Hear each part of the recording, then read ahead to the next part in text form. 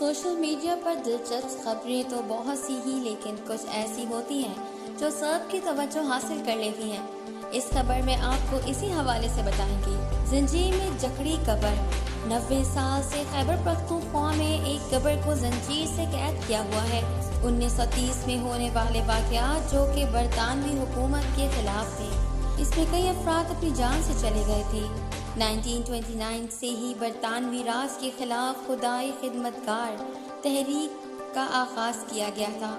24 اگست کو احتجاجی مظاہرے جاری تھے اور پھر برطانوی کیپٹن اشراف اور قاضی فضل قادر کے درمیان بات چیت ہوئی، جو کہ گرما گرم بحث میں تبدیل ہو گئی۔ واضح رہے، قاضی فضل قادر بنوں اور آس پاس کے علاقوں میں جانی بانی اور پر اثر شخصیت تھی۔ اسی گرما گرم بحث کے دوران تلخ کلامی اس حد تک ہو گئی کہ کیپٹن اشراف نے فائر کر دیا اور مظاہرے میں موجود احمد خان چندن نامی شخص نے آنتی کی مدد سے حملہ کرنے کی کوشش کی، جس پر برطانوی فوج نے مظاہرین پر اندھا دھند فائرنگ شروع کر دی۔ اس اندھا دھند فائرنگ کے دوران کئی افراد جاں بحق ہوئے، جبکہ قاضی فضل قادر بھی زخمی ہوئے، جسے کیپٹن اشراف گھسیٹتے ہوئے لے گئے، جہاں وہ ڈومیل پولیس اسٹیشن میں دم توڑ گئے۔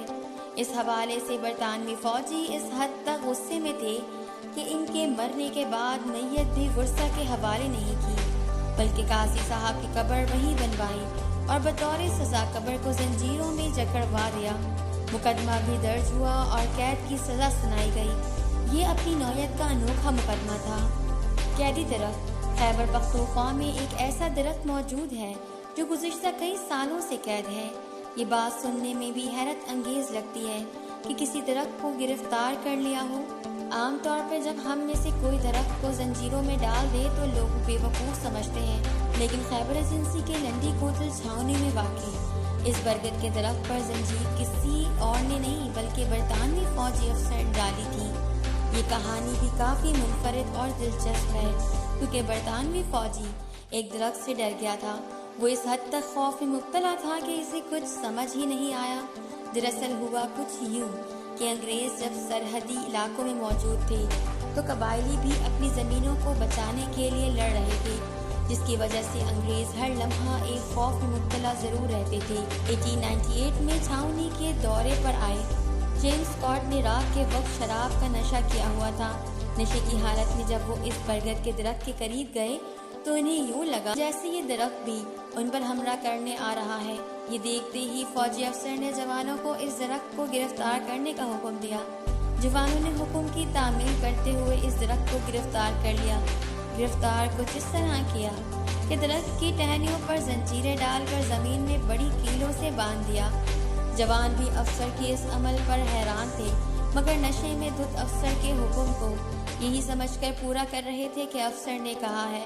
اگلے روز دورے پر آیا فوجی افسر جب جانے لگا تو اس درخت کو رہا کرنے کا حکم نہ دے سکا، اور پھر وہ دن اور آج کا دن ہے۔ یہ درخت 1022 سال سے یوں ہی اس چھاؤنی میں گرفتار کھڑا ہے۔ اگرچہ درخت گرفتار ہے، مگر اس درخت کے پھلنے پھولنے اور ان زنجیروں نے کوئی مشکل نہیں ڈالی ہے، لیکن اب یہ درخت بھی آخری سانسیں لے رہا ہے۔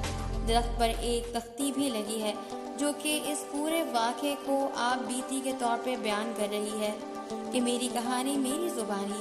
ایک شام نشے میں دھت ایک برطانوی فوجی افسر کو ایسا محسوس ہوا کہ میں اپنی جگہ سے ہل رہا ہوں، اور اس نے میرے سارجنٹ کو حکم دیا کہ مجھے گرفتار کر لیا جائے، اور تب سے میں زیر حراست ہوں۔ یہ درخت آج بھی اسی مقام پر اسی طرح موجود ہے جیسا کہ 122 برس پہلے موجود تھا، اور ہر آنے والے کو برطانوی دورے کے ظلم و ستم کی داستان کو بیان کرتا ہے۔